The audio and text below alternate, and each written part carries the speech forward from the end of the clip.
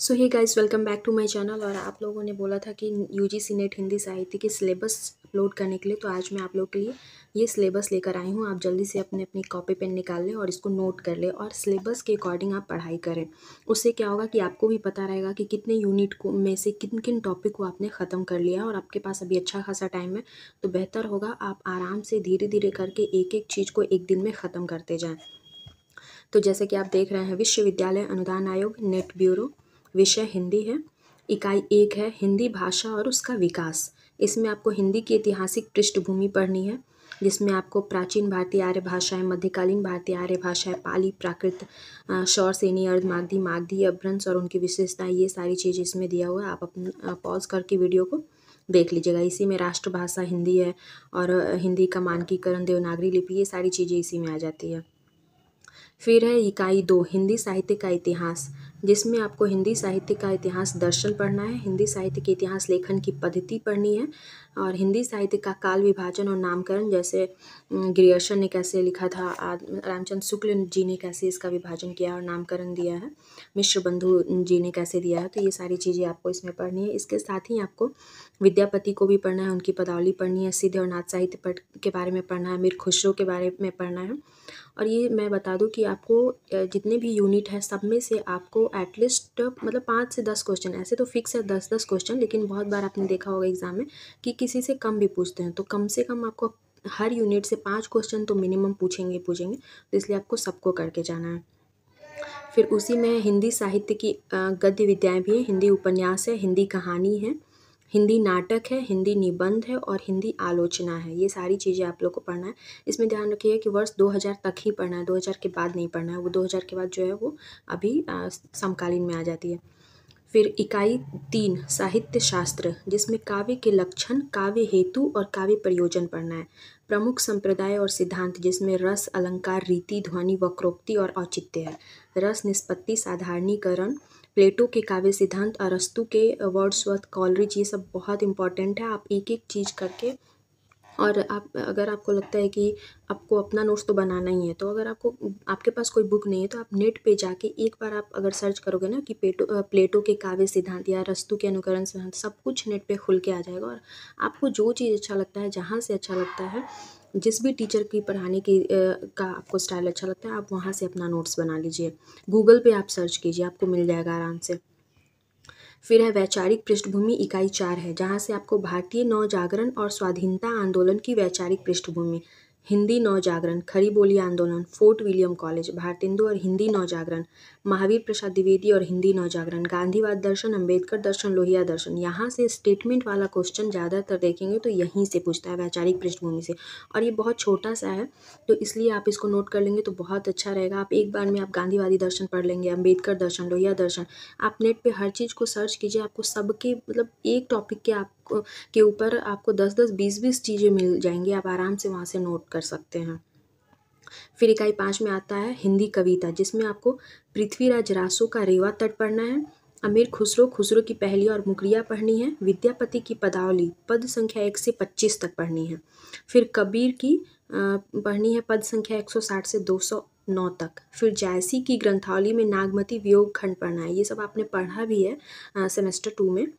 सूरदास का भ्रमर गीत सार, ये भी पद संख्या 21 से 70 तक पढ़ना है आपको। तुलसीदास का रामचरितमानस उत्तरकांड, ये आपको पीजी में बाल कांड पढ़ना है, लेकिन नेट के सिलेबस में उत्तरकांड पढ़ना है। और जिन लोगों को आगे यूपीएससी भी देना है तो उनके लिए भी ये उत्तरकांड स्पेशल है, क्योंकि यूपीएससी के सिलेबस में भी उत्तरकांड है।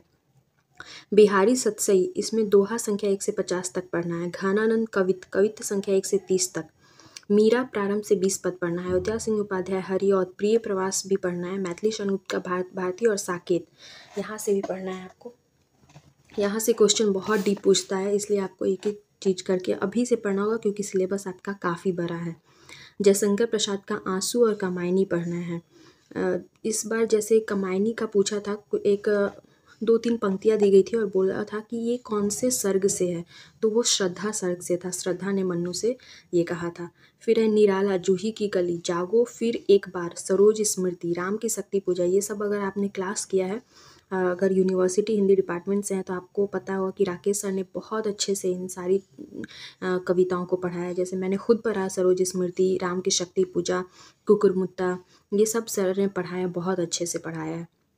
सुमित्रा नंदन पंत, परिवर्तन प्रथम रश्मि। महादेवी वर्मा का है, बीन भी हूँ मैं तुम्हारी रागिनी भी हूँ, मैं नीर भरी दुख की बदली, फिर विकल है प्राण मेरे, यह मंदिर का दीप इसे नीरव जलने दो। इस बार एग्जाम में भी पूछा था कि फिर विकल है प्राण मेरे, ये कहाँ कौन से कहानी संग्रह में और किसका है, तो ये महादेवी वर्मा का सांध्य गीत से था। ये पंक्तियाँ इस बार पूछी गई थी। रामधारी सिंह दिनकर, उर्वशी, तृतीय अंक पढ़ना है और रश्मि रति पढ़ना है। नागार्जुन का कालिदास, बादल को घिरते देखा है, अकाल और उसके बाद खुरदरे पैर, शासन की बंदूक और मनुष्य हूँ। ये आपके सिलेबस में लगा है। नागार्जुन की इतनी सारी कविताएं आपको पढ़ना है और एग्जाम में इस बार भी पूछा था, 4-5 कविताओं के नाम दिया गया था और बोला था इसमें से नागार्जुन की कविताएं कौन कौन सी हैं। तो इस तरह से आपको एग्ज़ाम के को ध्यान में रख के पढ़ना है। फिर सच्चिदानंद हीरानंद वात्स्यायन, आगे क्या है, कलगे बाजरे की, यह दीप अकेला, हरी घास पर क्षण भर, असाध्य वीणा और कितनी नाव में कितनी बार। असाध्य वीणा आप लोगों ने पीजी के सिलेबस में पढ़ा होगा। भवानी प्रसाद मिश्र का है, गीत फरोस और सतपुरा के जंगल में। मुक्ति बोध का है, भूल गलती, ब्रह्म राक्षस और अंधेरे में। धूमिल का है, नक्सलवाड़ी, यहाँ से भी इस बार एग्जाम में पंक्तियाँ पूछी गई थी नक्सलवाड़ी से। फिर मोचीराम, अकाल दर्शन, रोटी और संसद। हिंदी उपन्यास जो कि आपकी इकाई 6 है, यहाँ से पढ़ना है। पंडित गौरी दत्त का है, देवरानी जेठानी की कहानी। लाला श्रीनिवास दास का है, परीक्षा गुरु। प्रेमचंद का गोदान। आगे का है, शेखर एक जीवनी, भाग 1 पढ़ना है। शेखर एक जीवनी का भाग मतलब 2 भागों में है। पहला भाग का प्रकाशन 1940 में हुआ था और दूसरा भाग 44 में। तो आपके सिलेबस में केवल 1 लगा है। अब इसका भी नोट्स अगर आप बनाएंगे तो इसमें मतलब नोट्स में लिखेंगे कि कितने भाग में है, प्रकाशन वर्ष कितना हुआ था, पहले भाग के अंदर कितने अंक है और पहले भाग को क्या कहते हैं, तो उत्थान कहते हैं। तो ये सारी चीज़ आपको अच्छे से लिखना है और चारों के नाम भी लिखना है। हजारी प्रसाद द्विवेदी का बाण भट्ट की आत्मकथा। फणीश्वरनाथ रेणु की मैला आंचल आपको पढ़ना है। यशपाल का झूठा सच पढ़ना है। अमृतलाल नागर का मानस हंस। ये सारी आपकी पीजी के सिलेबस में है और आप सबने पढ़ी होगी, लेकिन आपने चूँकि पीजी में अच्छे से नहीं पढ़ी है, बस एग्ज़ाम देने की वजह से आपने अपने लास्ट टाइम पे बस ग्रेस पेपर से पढ़ा होगा, तभी आपको फिर से मेहनत करके इस बार पढ़ने की ज़रूरत है नेट के लिए। भीष्म सहनी तमस, श्रीलाल शुक्ल का राग दरबारी, कृष्णा सोप्ती का जिंदगी नामा, मन्नू भंडारी का है आपका बंटी और जगदीश चंद्र का है धरती धन्ना अपना। अब इकाई 7 में आपको हिंदी कहानी पढ़नी है, जिसमें है राजेंद्र बाला घोष, जिसको हम बंग महिला के नाम से भी जानते हैं जिन्हें, तो उनकी आपको पढ़नी है चंद्रदेव से मेरी बातें और दुलाई वाली, यानी कि इनकी 2 कहानी आपको पढ़नी है। एक है चंद्रदेव से मेरी बातें और दुलाई वाली। माधवराव सप्रे की है एक टोकरी भर मिट्टी। सुभद्रा कुमारी चौहान की है राही। प्रेमचंद की है ईदगाह और दुनिया का अनमोल रतन। ये 2 कहानी आपको प्रेमचंद की पढ़नी है। और साथ में आप क्या कीजिएगा, जहाँ आप लिखिएगा नोट कीजिएगा वहाँ पे प्रकाशन वर्ष भी लिख लीजिएगा, तो लास्ट टाइम पे आपको ज़्यादा आसान रहेगा, क्योंकि आपको हमेशा ये पूछता है एग्जाम में। आप इस बार भी देखे होंगे पेपर में, हिंदी कहानी हो या उपन्यास हो या कविताएं, सबके आपको क्रम से सजाने के लिए दे देता है, तो वहाँ पर आपको जब याद होगा प्रकाशन वर्ष तभी आप कर सकते हैं। फिर है राजा राधिका रमन प्रसाद सिंह की कानों में कंगना। चंद्रधर शर्मा गुलेरी की उसने कहा था। जयशंकर प्रसाद की है आकाशदीप। जैनेन्द्र की कहानी है अपना अपना भाग्य। फणीश्वरनाथ रेणु की है तीसरी कसम और लाल पान की बेगम। 2 कहानी है फणीश्वरनाथ रेणु की और 2 कहानी है प्रेमचंद की। आगे की कहानी है गैंग्रीन, जिसे हम रोज के नाम से भी जानते हैं। शेखर एक जोशी, जिसका कहानी है कोसी का गठवार। भीष्म साहनी, अमृतसर आगे और चीफ की दावत। भीष्म साहनी की भी 2 कहानी आपको पढ़नी है, एक है अमृतसर आगे और चीफ की दावत। कृष्णा सोप्ती, सिक्का बदल गया है। हरिशंकर परसाई, इंस्पेक्टर माता दिन चांद पर। ज्ञान रंजन, पिता कहानी है इनकी। कमलेश्वर की है राजा निर्बंसिया। फिर निर्मल वर्मा की कहानी परिंदे, यहाँ से भी इस बार एग्जाम में क्वेश्चन पूछा है। फिर आपको इकाई 8 में हिंदी नाटक पढ़ना है। भारतेंदु की अंधेर नगरी और भारत दुर्दशा, सीधे सीधे एग्जाम में क्वेश्चन आया था यहाँ से, भारत दुर्दशा में कितने अंक हैं। फिर जयशंकर प्रसाद का है चंद्रगुप्त, स्कंदगुप्त और ध्रुवसान। ये तीनों नाटक बहुत ज़्यादा इंपॉर्टेंट है और तीनों के पात्र जो हैं एक दूसरे से मिलते जुलते हैं, इस वजह से बहुत ज़्यादा कन्फ्यूज़न होता है यहाँ। धर्मवीर भारती, अंधा युग। लक्ष्मी नारायण लाल की है सिंदूर की होली। मोहन राकेश की आधे अधूरे और आषाढ़ का एक दिन। 2 नाटक पढ़ना है मोहन राकेश का। हबीब तनवीर की है आगरा बाजार। अब देखिए आगरा बाजार से इस बार एग्जाम में क्वेश्चन पूछा था, फर्स्ट शिफ्ट में जिन लोगों की एग्जाम था, कि पहली पंक्ति कौन सी है।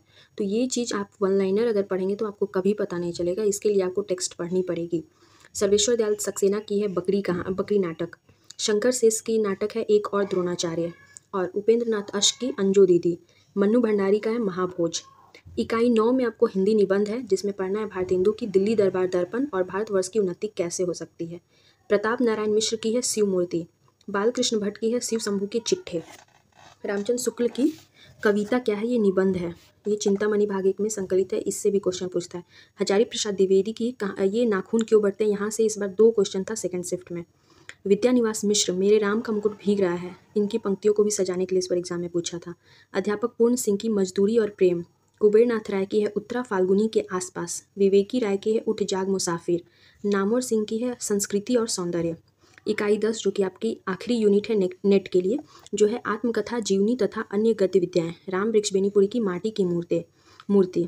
और महादेवी वर्मा की है ठकुरी बाबा। तुलसी राम की है मुर्दहिया कहानी। उनकी आत्मकथा है मुर्दहिया तुलसीराम की 2 जो आत्मकथा 2 भाग में, एक है मुर्दहिया और दूसरा है मणिकर्णिका। शिवरानी देवी की है प्रेमचंद घर में।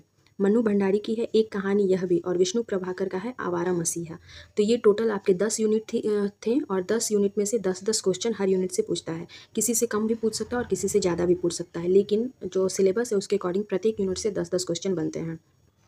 तो ये आपकी हो गई कहानी, और आपने नाटक, निबंध, ये सारी चीज़ देख ली। इसके अलावा आपको पेपर 1 की भी तैयारी बहुत अच्छे से करनी है, क्योंकि पेपर 2 जो है लगभग सारे लोगों का एक जैसा जाता है, लेकिन पेपर 1 अगर आप अच्छे से पढ़ेंगे तो आप बाकी लोगों से एज ले सकते हैं, यानी कि उनसे आप आगे जा सकते हैं। मेरी भी रिज़ल्ट लास्ट अगर मार्च वाले में आई थी तो मेरा पेपर 1 बहुत अच्छा गया था इस वजह से।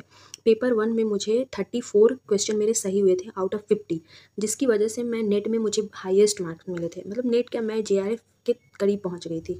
तो इस वजह से जब तक आपका पेपर 1 अच्छा नहीं होगा, आप पेपर 2 सिर्फ और सिर्फ पेपर 2 पढ़ के आप JRF नहीं ले पाएंगे, क्योंकि 100% किसी की भी तैयारी नहीं होती है और 100 में 100 मार्क्स कोई नहीं लाता है।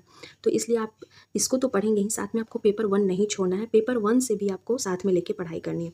सो आई होप आप लोग को मेरी ये वीडियो अच्छी लगी हो। तो मिलते हैं नेक्स्ट वीडियो में, टिल देन बाय बाय।